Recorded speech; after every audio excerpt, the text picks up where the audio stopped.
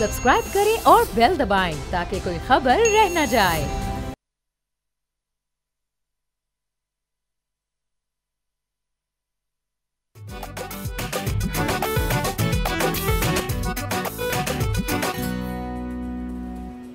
अस्सलाम वालेकुम, बोलो जनाब, मैं बहुत बहुत खुश आमदीद। मैं हूँ असद नज़ामी, मेरे साथ हैं अली आफ्ताब। सर क्या हाल है? सर ज़बरदस्त हैं, मतलब इस मैच के बाद जितना हुआ जा सकता था उतना मैं अच्छा हूँ।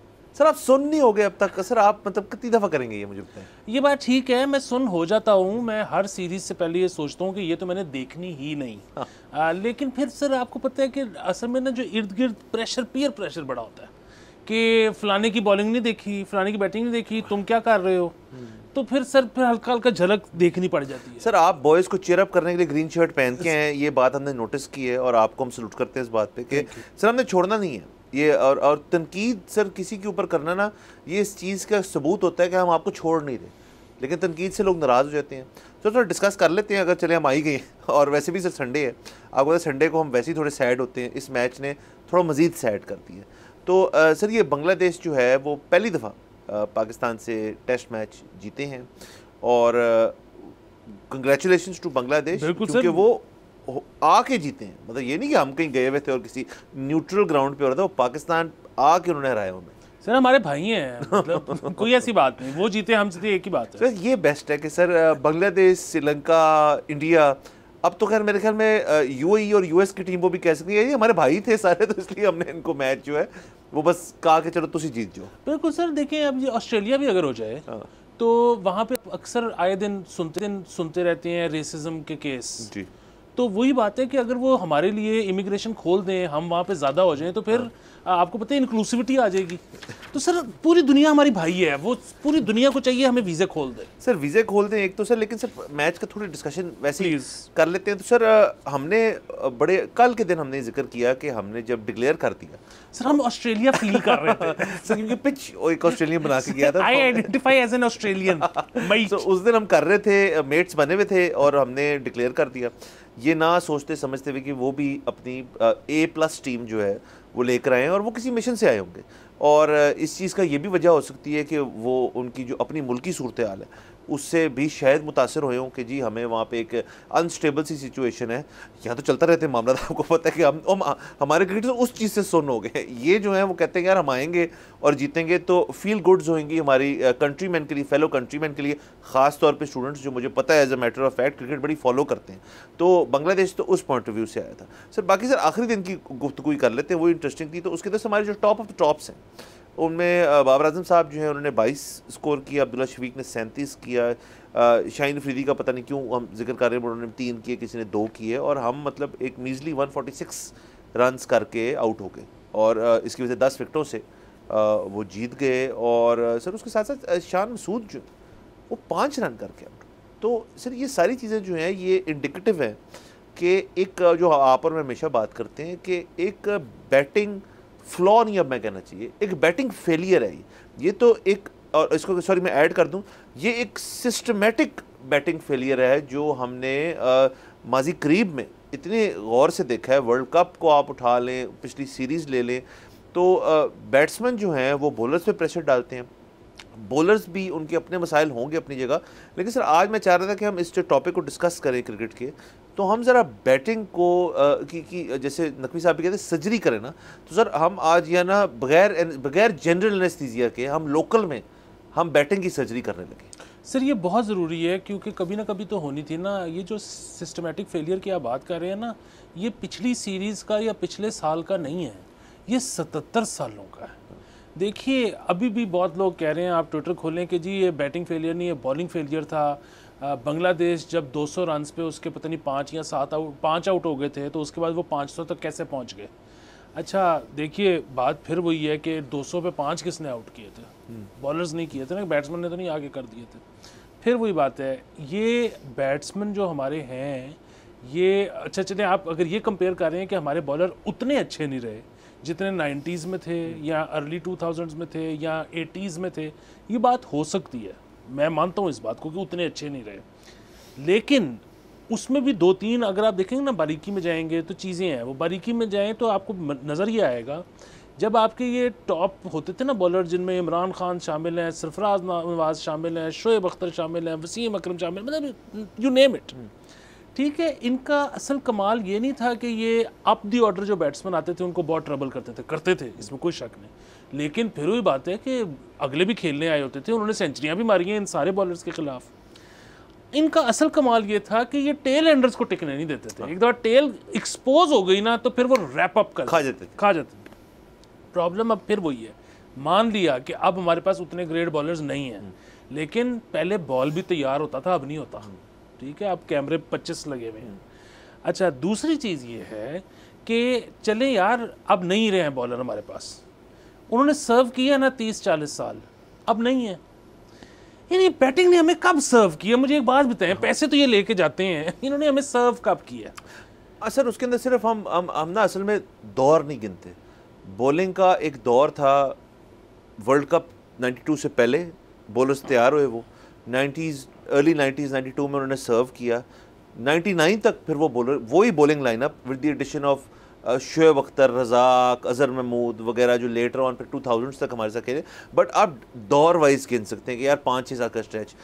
बैटिंग में आप इंडिविजुअल कर देते हैं इसको, सईद अनवर, जावेद मियांदाद, इंजमाम, ये इंडिविजुअलाइज्ड अप्रोच जो है, अगर कोई इसको अगर आउटलुक देखे वो कहे कि यार बैट्समैन हमने इक्के दुक्के 3-4-5-6 निकालें, बॉलिंग एज ए यूनिट हम निकाल देते होते थे। सर बैटिंग यूनिट जो है वो नहीं है जो आप बाकी मुल्कों में देख लें कि वो हर चीज़ पेयर होती है। मतलब अगर कोहली आ रहा है तो शर्मा आ रहा है उसके साथ, मतलब आप वेस्ट इंडीज़ में चले जाएं तो लारा आ रहा है तो उसके साथ कोई आ रहा है, मतलब there was always a unit policy.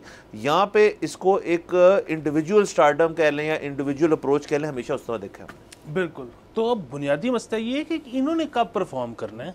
अच्छा, फिर वही बात कि हमने शायद कल भी थोड़ा सा तज़किरा किया था कि पिचेस इनसे फिर तैयार नहीं हुई। लोग इस पे जो है वो गुस्सा अपना निकाल रहे हैं, आई एम ग्लैड निकाल रहे हैं, क्योंकि आज से पहले इस तरह नहीं हुआ। अच्छा, शायद इस दफ़ा ये भी वजह थी कि एक ऑस्ट्रेलियन क्यूरेटर आया और पिचेस फिर फ्लैट थी। अच्छा, पिच मतलब जो आज इस्तेमाल हुई इन 5 दिनों में, बुनियादी बात फिर वही है, इसकी इन्वेस्टिगेशन करें, मैंने आपने तो नहीं रोका, करें ना। अगर ऑस्ट्रेलियन एट फॉल्ट है तो पेनल्टी डाल दें, मतलब वो पेनल्टी तो यही है ना कि यार उसे अगली पिच ना तैयार करवाएं, ठीक है। बुनियादी बात ये है कि मेरे ख्याल में फ्लैट पिच बनाना मसला होता होगा, मतलब वैसे तो मसला नहीं है, लेकिन ये कि जी ये 5 दिन बाद भी होल्ड करेगी कि नहीं करेगी, ये मसला है। पिच को मुश्किल बनाना तो कोई मसला नहीं है, ठीक है। दूसरी एक और बात वो ये कि यहाँ तो होना कि जी पाकिस्तान में कभी कोई मुश्किल पिच हुई ना हो। आपने हमारे डोमेस्टिक सर्किट को कभी फॉलो किया है? यहाँ पे 4 डे मैच 1.5 दिन में ख़त्म हो जाता है, इतनी ख़तरनाक पिच होती है। तो ख़तरनाक पिच बनाना मसला नहीं है। अगेन, क्या आपको, मुझे नहीं पता हुआ क्या है, हमारे अंदर की सियासत का राज का हमें कुछ नहीं पता, लेकिन ये बात आपको सुन के ठीक लगती है कि पाकिस्तानी बॉलर्स ने कहा हो कि यार फ्लैट पिच बनाना, मुश्किल पिच ना बनाना। भाई पाकिस्तानी बॉलर्स को तो फ़ायदा है कि यार कम ओवर कराने पड़ेंगे, ख़तरनाक सी पिच बना दो। कहीं ना कहीं ताने बाने बैटिंग के साथ जुड़ेंगे जो नहीं चाहते कि यहाँ पे मुश्किल पिच बने। सर बैटिंग, अच्छा फिर अगेन ये जो है कि जी उन्होंने इतना स्कोर कैसे कर, वो जो कैच छोड़े थे वो बॉलर्स ने छोड़े थे। अच्छा, ये जो इस वक्त सियासत की इंटरनल बातें चल रही हैं, ये बॉलर्स की सियासत की बातें चल रही हैं, या कैप्टनसी में जो इंटरेस्टेड लोग हैं वो बैट्समैन हैं जिनकी सियासत की बातें चल रही हैं? मैं तो अब इस नतीजे पे पहुंच चुका हूं कि आप एक नई टीम सेलेक्ट करें जिसमें 11 के 11 बॉलर हों। कुछ अरसे बाद ये शायद बैटिंग सीख जाएंगे और वैसे भी इनकी बैटिंग कोई इतनी बुरी नहीं होगी। ये जो बैट्समैन माइंड सेट है ना इस मुल्क में, जब से मैं क्रिकेट फॉलो कर रहा हूँ, ये माइंड सेट ही ठीक है। सर एक तो देखें ना, ये माइंड सेट ठीक है। दूसरा, अगर आप अगेन स्टेटिस्टिकली इसी मैच को उठा लें तो बैटिंग के अंदर 7 प्लेयर ऐसे थे जो कि सिंगल डिजिट आउट हुए। क्यों? अच्छा, नंबर 1 ये बात होगी। दूसरा, ये पिंडी स्टेडियम जो है ये वही स्टेडियम है या T20 मैचेस होते हैं, कोई और तो नहीं है ना हमारे पास, मतलब कि T20 के लिए लदा करेंगे, उसके लिए लदा करेंगे, ये वही स्टेडियम है। ये पिचेस जो हैं इन पे T20 भी होते हैं, वनडेज भी होते हैं, टेस्ट भी होती है, डोमेस्टिक भी यकीनन होती होगी। तो आपने जो आपके बैट्समैन हैं वो, ये तो सर मुझे लग रहा है कि रिवर्सिंग हो गई है कि जब आपने टेस्ट मैच खेलने आते हैं तो आपकी T20 अप्रोच हो जाती है, जब आप T20 खेलने जाते हैं तो आपने, जैसे आप कहते हैं कि जी ज़रा आंखें सेट करके खेलते हैं। नंबर 1 ये। और दूसरा सर, इसको एक ब्रॉडर कॉन्टेक्स्ट में लीजिए। मेरा अपना ख्याल है सर कि हमारे यहाँ पे जो पूरे वर्ल्ड कप के ऊपर एक जो तनकीद हुई है इस टीम के ऊपर, बाकी बहुत चीज़ों पर हुई है, फिटनेस के ऊपर बहुत हुई है। इसके अंदर रिजवान जो हैं हमारे बैट्समैन भी हैं, विकेट कीपर भी हैं, ये बड़ी डिमांडिंग टास्क है। आया वो ओपन नहीं करते, मतलब नीचे आते हैं, बट विकेट कीपिंग एक डिमांडिंग टास्क है। उनको हमने देखा इस टेस्ट मैच के दौरान कि वो क्रैम्प अप कर जाते हैं, वो कुछ देर बाद क्रैम्प अप कर जाते हैं, उसकी थोड़ी देर बाद क्रैम्प अप कर जाते हैं।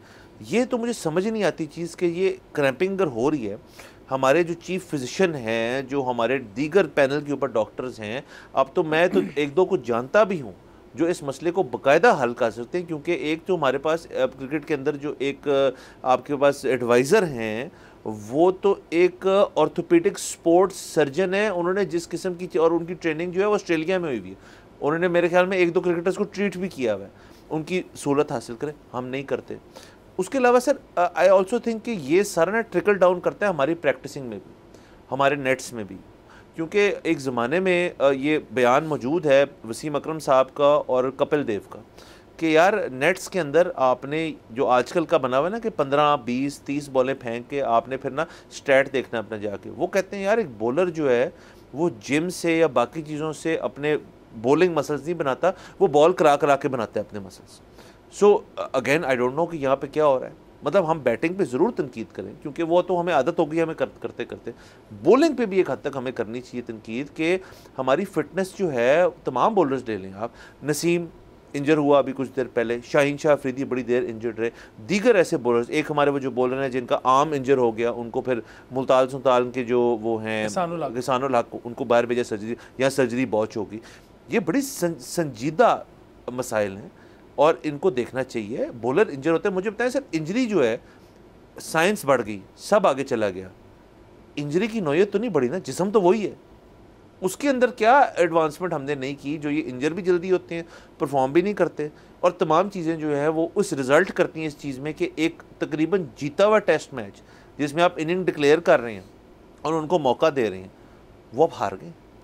देखिए, एक तो ये कि जो आपने रिजवान वाली बात की ना, ये एक बहुत बड़ा मसला है। मतलब आप कोई भी सीरीज़ खेलने जब जाते हैं, ख़ास तौर पे बाहर, तो आपका जो 15-16 का स्क्वाड जो हर टीम का होता है, पाकिस्तान के पास प्रैक्टिकली वो कम होता है, छोटा होता है। उसकी वजह ये है कि हमें एक बैकअप कीपर रखना पड़ता है, क्योंकि रिजवान को बहुत क्रैम्प्स पड़ते हैं।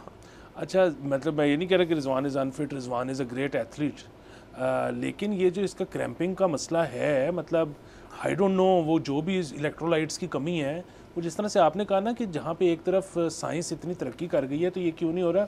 मेरे ख्याल में साइंस का फ़ायदा नहीं उठाया जाता, और शायद उसकी वजह ये है कि पाकिस्तान एक गरीब मुल्क है, और क्योंकि ये गरीब है, यहाँ पर कोई इनके पास बंदा ही नहीं है साइंसी, तो ये बेसिकली अभी तक उसी पे चल रहे हैं कि यार ढेर सारा खाओ तो बस फिर अल्लाह सर है, मैं आपको दुआ करो तो जान बनाओ। मैं तो जानता हूँ एक शख्स को, मैं यहाँ नाम नहीं ले सकता, जो कि इन्होंने रखा ही इस चीज़ के लिए कि हमें मॉडर्न चीज़ें बताएं। सर बाकी इंजरी क्या होती है सर? अगर इंजरी एक चीज़ होती है जिससे या तो आप वापस आ सकते नहीं।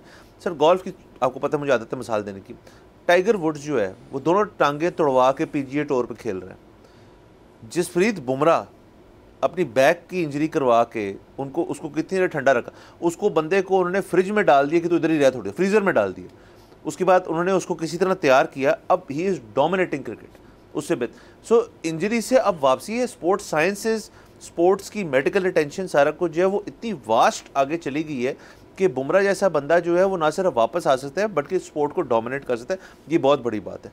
इससे हम क्यों नहीं मुस्तफ़ीद हो सकते? सर हम मुल्क, हम गरीब होंगे, बोर्ड भी हम निस्बतन बाकी बोर्ड से गरीब होंगे, बट रिलेटिवली आप देखें तो हमारा बोर्ड जो है, जितने पैसे लगाते हैं हम इनके ऊपर, रिजल्ट्स बेहतर होने चाहिए।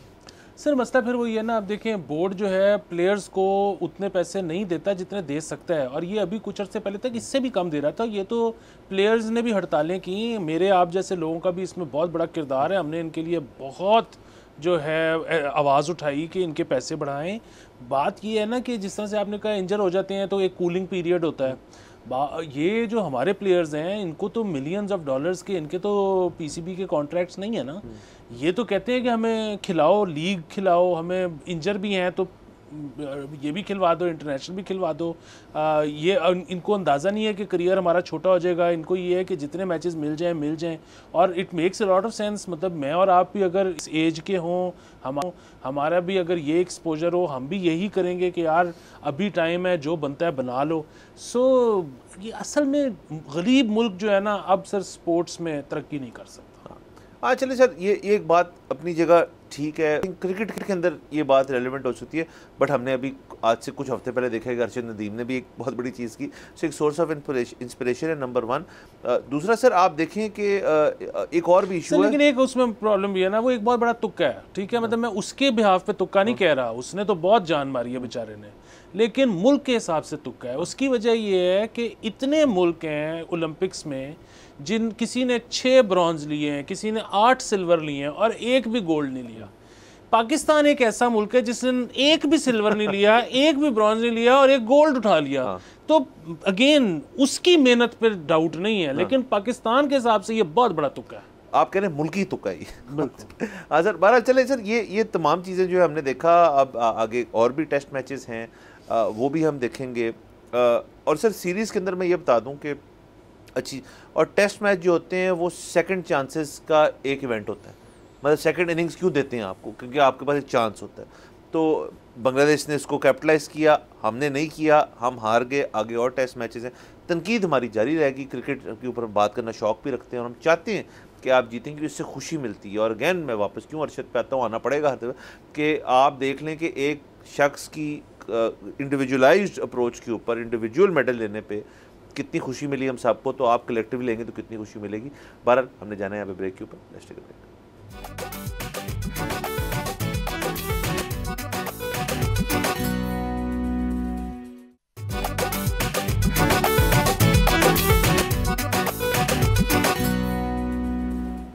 Welcome back from the break. आप देख रहे हैं बोलो जनाब। सर थोड़ा सा हमें जाना पड़ेगा इंडिया, और उसकी वजह ये है कि एक चीज़ हुई जो कि अगर आप आउटलुक देखें ग्लोबल और हमारा डोमेस्टिक और हमारे ख़ित्ते की हद तक बात करें, तो एक बड़ी मुस्बत एक चीज़ है जो हुई है। नरेंद्र मोदी साहब जो हैं भारतीय वज़ीर आज़म, उनका एक त्यारा जो है वो वापस जब इंडिया भारत की तरफ जा रहा था, तो उन्होंने एंटर की पाकिस्तानी एयर स्पेस। अब 2019 में जब टेंशन्स हाई थी, तो ये एयर स्पेस की यूजेज जो है ये ख़त्म हो गई। साथ साथ मैं बताते चलूँ कि मुल्की वज़ीर आज़म जो होते हैं, उनकी जो फ़्लाइट जब उड़ान लेती है तो उसका जो टैग होता है वो, जैसे पाकिस्तान का आई थिंक पाकिस्तान 1 है इस किस्म का है, और उनका भी इस किस्म का होगा, तो उससे आइडेंटिफाई हो जाता है दीगर सिविल एविएशंस को। हमारी सिविल एविएशन और मुल्कों में और कहलाई जाती है कि वो फिर उस फ्लाइट को अनहिंडर्ड गुजरने देते हैं आपकी एयर स्पेस से। इंडिया पाकिस्तान के जो मसले मसाइल हैं उनके बायस ये चीज़ बड़ी देर से हुई नहीं थी, तो ये अभी कल के रोज़ जो है ये चीज़ हुई। ना सिर्फ हुई बल्कि इसको एक पॉजिटिव जेस्चर के तौर पे समझा गया। और उसके साथ साथ सर एक ये भी इसके अंदर कहा जा रहा है कि 46 मिनट्स तक वो रहे पाकिस्तानी एयर स्पेस में, जो कि वो कम टाइम नहीं होता, और फिर अमृतसर के थ्रू वापस भारत में दाखिल करके जहाँ भी उन्होंने लैंड करना था करके। सर इसकी साइडलाइंस पे एक पाकिस्तान के अंदर इसी साल अभी 2024 में अक्टूबर के अंदर एक SOC समिट है, और उस समिट के अंदर पाकिस्तान ने बाकायदा तौर पे इंडिया को, भारत को इनवाइट भी किया। आया उनकी तरफ से जो इसका जवाब है अभी तक नहीं है, तो आप इसको लिंक कर लें कि चैम्पियंस ट्रॉफी पे भी जवाब नहीं और SOC पे भी जवाब नहीं है। बट बिलावल भुट्टो ज़रदारी साहब जो वो गए थे इस समिट पे आज से 1-2 साल पहले, जब वो फॉरेन मिनिस्टर थे हमारे, और उससे पहले 2015 में हमारे फॉरेन मिनिस्टर गए थे यहाँ पे। और ये बात जो है ये इंटरेस्टिंग इस वजह से है कि हमारे मुल्क में और उनके मुल्क में देर आर पीपल, मतलब लोग हैं जो इस चीज़ को एज अ फेवरेबल और एक अच्छा आउटकम देखना चाहते हैं, ताकि बैठ के बातचीत की जाए और मामलात हल किए जाएँ। और उसी साइड पे, फ्लिप साइड पे, वहाँ पे भी अनासर हैं और यहाँ पे भी शायद हों जो कि इस चीज़ को नहीं चाहते। बट हम चूँकि इस वाक़े की बात करें, हम इस वाक़े की बात कर लेते हैं कि ये एक मुस्बत चीज़ है, ये एक जेस्चर जो है ये अच्छा था उनका कि हम पाकिस्तानी एयर स्पेस के थ्रू जाएंगे, और हमने भी उसके अंदर कोई एतराज़ नहीं किया। जी, बहुत अच्छी बात है। उसकी वजह देखें ये है कि अगर वो 45 मिनट पाकिस्तानी एयर स्पेस में रहे हैं तो उनको अगर थोड़ा सा लंबा वाया काटना पड़ जाता तो वो कर सकते थे, शायद 2 घंटे लग जाते, लेकिन वो अवॉइड कर सकते थे पाकिस्तानी एयर स्पेस। उन्होंने वो अवॉइड नहीं की, ये बहुत अच्छी बात है। इससे पहले आपको याद होगा कि मियाँ साहब जब प्राइम मिनिस्टर थे तो वो एक दफ़ा इसी तरह आ रहे थे और कोई उनके जो है स्केड्यूल का ये हिस्सा नहीं था, लेकिन उन्होंने रास्ते में ये फरमाइश कर दी थी कि पाकिस्तान रोक दिया जाए और मैं मिलना चाहता हूँ, और वो मिल के गए थे। तो वो भी बहुत अच्छा जेस्चर था। अगेन इस तरह की दोनों चीज़ें जब होती हैं, चाहे उनकी तरफ से हों चाहे हमारी तरफ से हों, तो एक हल्का दोनों ममालिक में पाया जाता है, यहाँ भी और वहाँ भी। और जाहिर है उनकी क्योंकि आबादी बहुत ज़्यादा है, तो वो कोई भी आप हल्का उठा के देख लें तो उसमें वहाँ पर तादाद ज़्यादा होगी। तो इस पर तनकीद करने वाले सिर्फ यहाँ नहीं होंगे, वहाँ पर भी होंगे, और वहाँ बहुत ज़्यादा होंगे। मतलब जिस तरह हम अपनी करिकुलम की किताबों पर बहुत ज़्यादा तनकीद करते हैं, तो उनके भी करिकुलम की जो किताबें हैं वो मतलब I have not been through them, but I am sure कि उसमें भी इस किस्म की चीज़ें होंगी। वहाँ पर भी हुकूमतों ने इलेक्शंस में वोट लेने के लिए पार्टीज़ ने नफरत अंगेज़ बातें की होंगी, सारा कुछ, बल्कि हम अंदाज़ा है वो करते हैं। सो सिर्फ कहने की बात यह है कि अब ये टाइम आ गया जहाँ पे ये सोचना छोड़ दिया जाए दोनों मुल्कों से कि उसने मेरे साथ ये किया और वो कहे कि जी उसने ज़्यादा मेरे साथ ज़्यादती की।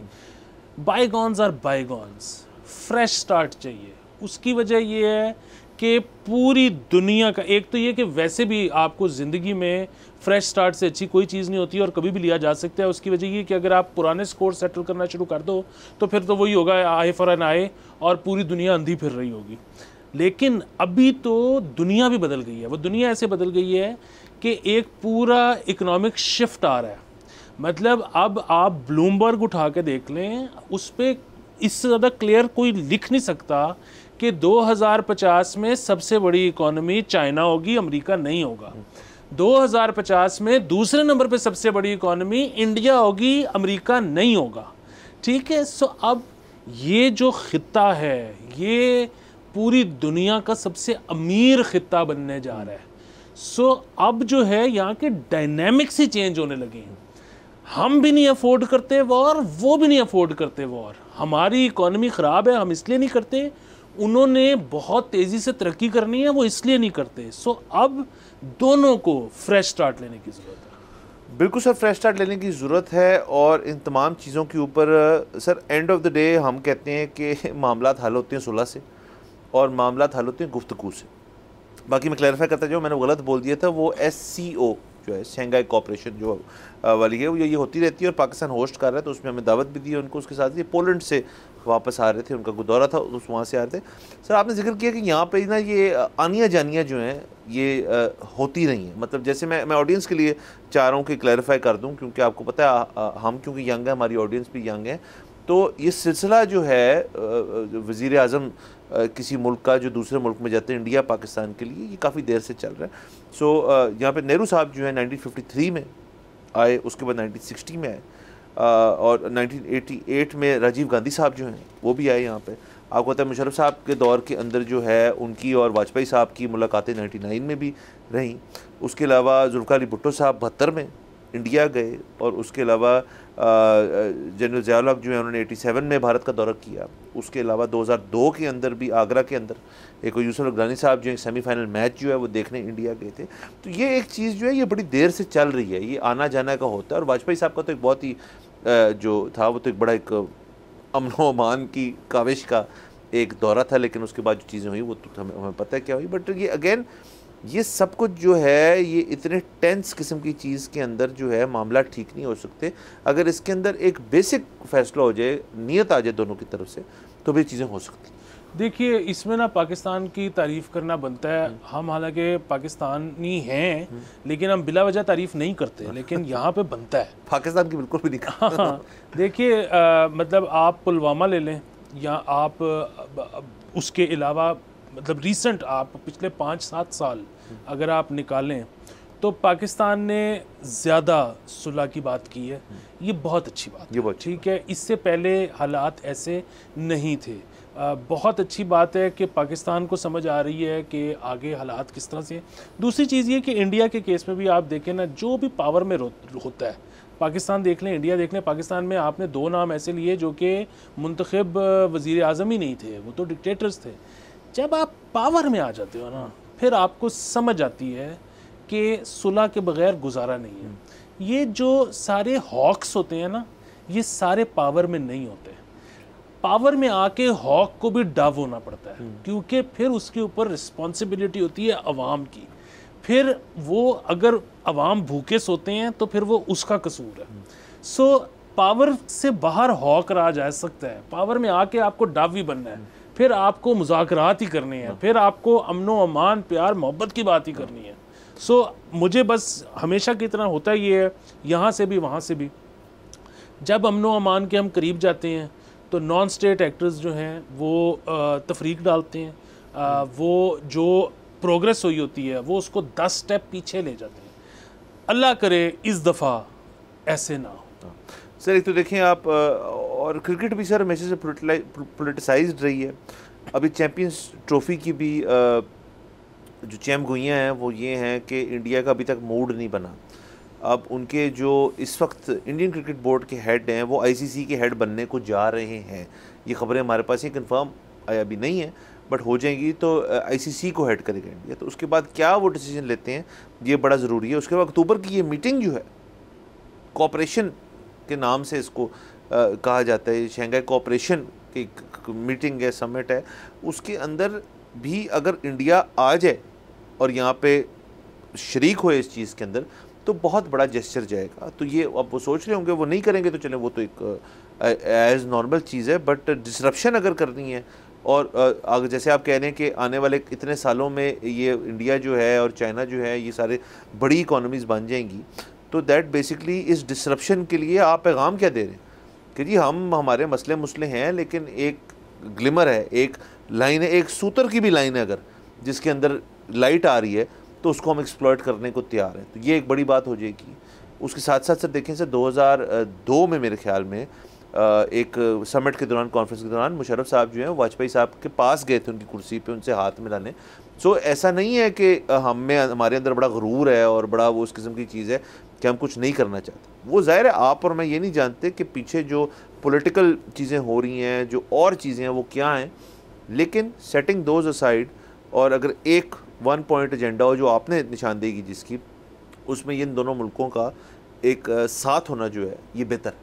बिल्कुल सर, अब तो 1 पॉइंट एजेंडा ही होना चाहिए दुनिया में, आप कहीं भी हो। मतलब अब इकॉनमी एक वाहिद चीज़ है जिसके ऊपर दुनिया चलती है। हम इस पर बड़ी तफसीलन गुफ्तगू कर चुके हैं। मतलब इतनी ज़्यादा बात होती है कि चाइना और अमेरिका की नहीं बनती, चाइना और अमेरिका की टसल है। आपके ख्याल में अमेरिका ज़मीन के टुकड़े पे कब्ज़ा करना चाहता है? चाइना अमेरिका का कोई सूबा हते आना चाहता है? नहीं। इस वक्त आप उनसे पूछें, चाइना कहेगा कि वो जो माइक्रोसॉफ्ट का या एप्पल का जो पेटेंट है वो कैलिफोर्निया से निकाल के तो बीजिंग में रजिस्टर करवा दो। आप अमेरिका से पूछें, वो कहेगा जी ONE का जो पेटेंट है वो आप ऐसा करो कैलिफोर्निया ले आओ। सारी गेम इकोनॉमी की है। जंगें जुंगें आउटडेट हो चुकी हैं। अब ज़मीन का टुकड़ा लेके आपने करना क्या है? किसी को नहीं चाहिए। अब डाटा जो है it's a bigger commodity than oil. So दुनिया बदल चुकी है। अब जो ये पुराने दकियानूसी ख्यालात वाले लोग हैं इनसे पीछा छुड़ाएं तमाम मुमालिक, और यंग अप्रोच के साथ आगे चलें। बिल्कुल सर, बिल्कुल बेहतरीन। और सर इसके अंदर से आप दुनिया के अंदर देखें, सबसे बड़ी मिसाल जो है वो नॉर्थ कोरिया, साउथ कोरिया भी है, जिन्होंने दोस्ती का हाथ एक दूसरे की तरफ बढ़ाया, और उनकी तो माजी कितने मसाइल रहे हैं। तो बाला सर चीज़ें हो सकती हैं इसी दुनिया में मिसालें जो है मौजूद हैं। बहरहाल यहाँ पे जाना है हमने ब्रेक के ऊपर, प्लीज स्टे विद अस।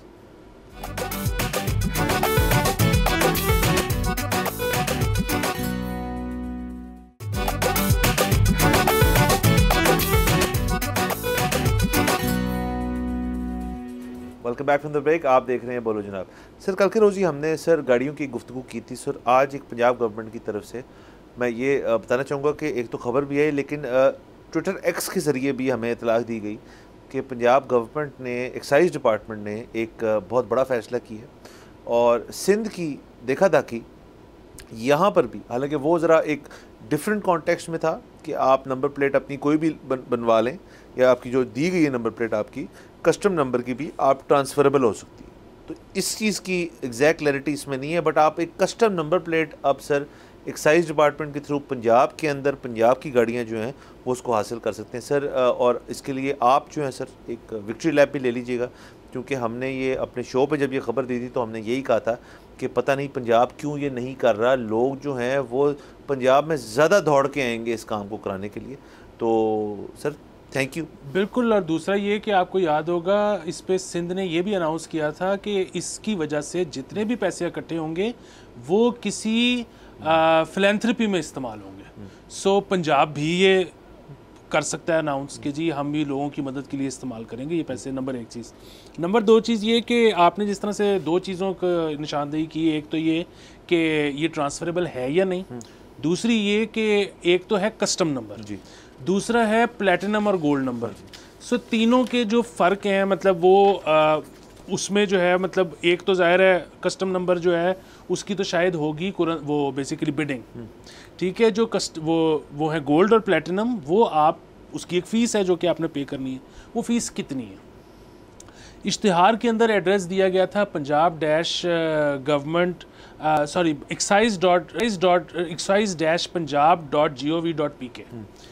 उस पे मैंने बग़ैर VPN के और VPN के साथ दोनों तरह उसको एक्सेस करने की कोशिश की, वो वेबसाइट बंद है। इसके अलावा उनका नंबर दिया हुआ था, उस नंबर पे कॉल करके मैंने 10 मिनट तक इंतज़ार करता रहा। वहाँ पर ना तो कोई ऑपरेटर है, ना उन्होंने इस चीज़ को लेकर कोई ऑटोमेटेड हेल्पलाइन बनाई हुई है। So there is no way you can gather information. और ये 2024 है, तो मुझे आप ये समझा दें कि ये मुल्क कैसे चलेगा, ये सूबा कैसे चलेगा 2024 में अगर इनके पास फ़ोन लाइन भी नहीं है और इनकी वेबसाइट भी नहीं चल रही तो अल्लाह ही। मैं आपको साफ वजह बताता हूँ सर, आपने गलत दिनों में ये चीज़ ट्राई की सर। मुझे ये इस बात का यकीन है, शायद मैं गलत हूँ लेकिन मुझे यकीन है कि हमारी .gov की जो पंजाब की वेबसाइट्स हैं वो एक ही यूनिवर्सल सर्वर होगा, शायद मुख्तलिफ हों, लेकिन सर 24-25 तारीख ऑनवर्ड्स तो सबसे ज़्यादा जो सर दबाव पड़ता है वो लेस्को के सर्वर पर पड़ता है। सर आज के दिन सारे अपने बिजली के बिल चेक कर रहे थे, वाह कि क्या कहानी डली है उसके अंदर, इसलिए आपका सर्वर जो था उसने चलना ही नहीं था। दूसरा सर यहाँ पे हमेशा से हम चाहते हैं हम ज़रा उस दौर में रहें, वही दकियानूसी अप्रोच लें कि वो कहते हैं कि यार आपने एक्साइज से वो काम है ना तो आप मौके पे आएँ। आप अगर लाहौर में हैं तो फरीदकोट हाउस आके काम कराएं अपना, आपको ज़्यादा मज़ा आएगा। मज़ा आज तक किसी को नहीं आया बट वो चाहते हैं इस चीज़ को। और सर फरीदकोट हाउस के बाहर जो सारे बैठे हुए हैं लोग लकड़ी की टेबल और कुर्सियों समेत, उनका क्या होगा सर? अगर आपको वेबसाइट का एक्सेस मिल गया तो वो सारे जो हैं वो क्या करेंगे? वो एहतजाज कर देंगे। तो ये भी एक मसला है इनको। बाकी कैटेगरीज ये हैं कि आप सिर्फ नाम भी लिखवा सकते हैं, उसके अलावा आपके कॉर्पोरेट्स के लिए कितना अच्छा है कि आप अपनी जो कॉर्पोरेट गाड़ियाँ उनके ऊपर अपनी कंपनी का नाम लिखवा सकते हैं। और इसकी जो एक तीसरी कैटेगरी है वो ये है कि अपने नाम के 7 नंबर, मतलब सर कितना अच्छा नंबर है, अली 1 2 3, यानी कि आप पहले नंबर पे भी आप हैं, दूसरे पे भी आप हैं और तीसरे पे भी आप हैं। तो ये आप तीनों कैटेगरीज इंजॉय कर सकते हैं। एक अच्छा इक़दाम है, हमने अभी वो इश्तिहार भी दिखाया अपने व्यूअर्स को, आप इसको एक्सेस कर सकते हैं। जैसे आप कह रहे हैं कि अभी तक हम एक्सेस कर नहीं पा रहे, वो एक अलग बहस है। और उसकी वजह से ये भी हो सकती है कि हमारे मुल्क में आपको पता है इंटरनेट जो है, हमारी सबमरीन केबल जो है वो सफ़र कर रही है आजकल, तो ये भी मसला है उसको। सर जितना मैं उतावला होके ये मैंने सारा कुछ चेक किया है ना, उसकी वजह सिर्फ ये थी कि मैं चाह रहा था कि दोनों भाइयों की गाड़ियाँ जो है ना वो बोलो जनाब 1 हो। उफ, तो ये ज़िंदगी का मिशन है।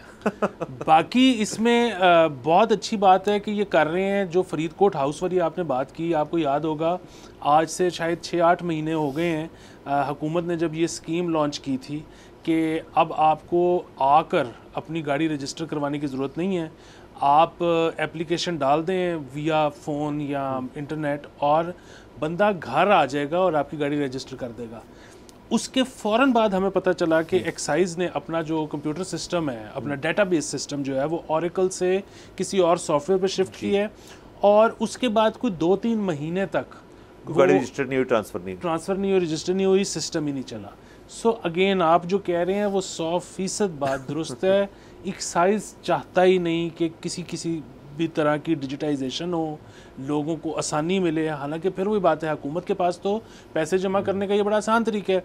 मतलब जो भी एक फ़ीस है जाके करवाने की, आप अगर उसको मल्टीप्लाई बाय 3 कर दें कि एक मोटरसाइकिल पे बंदा मेरे घर आ जाए तो वो 3 गुना ज़्यादा पैसे मैं हुकूमती ख़जाने में जमा करवा दूँ। हुकूमत को तो फ़ायदा ही फ़ायदा है, लेकिन क्योंकि उस महकमे को फ़ायदा नहीं है, बेसिकली महकमे की भी कलेक्शन बढ़ जाएगी, लेकिन क्योंकि उसमें काम करने वाले लोगों को फ़ायदा नहीं है। सो यहाँ पर अब ऐसे ही है।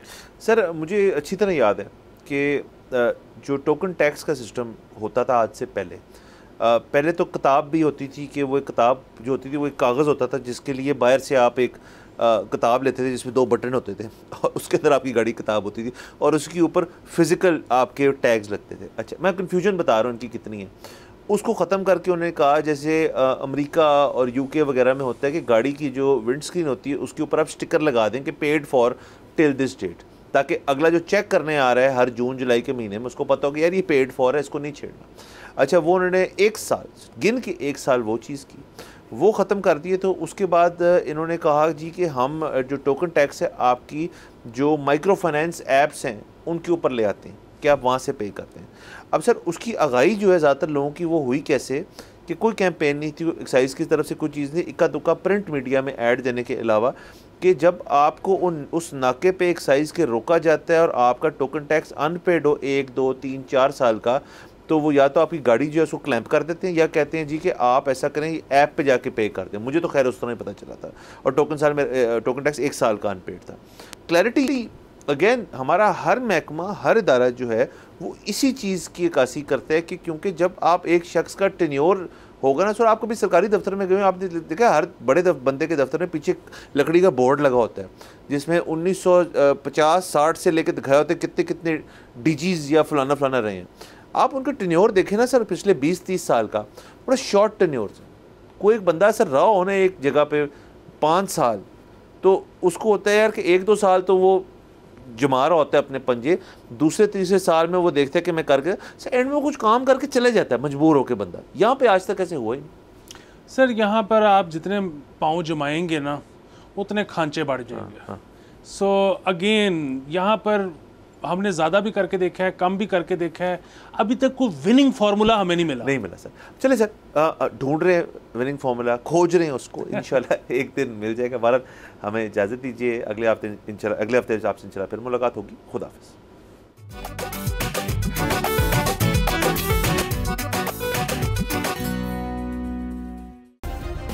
सब्सक्राइब करें और बेल दबाएं ताकि कोई खबर रह न जाए।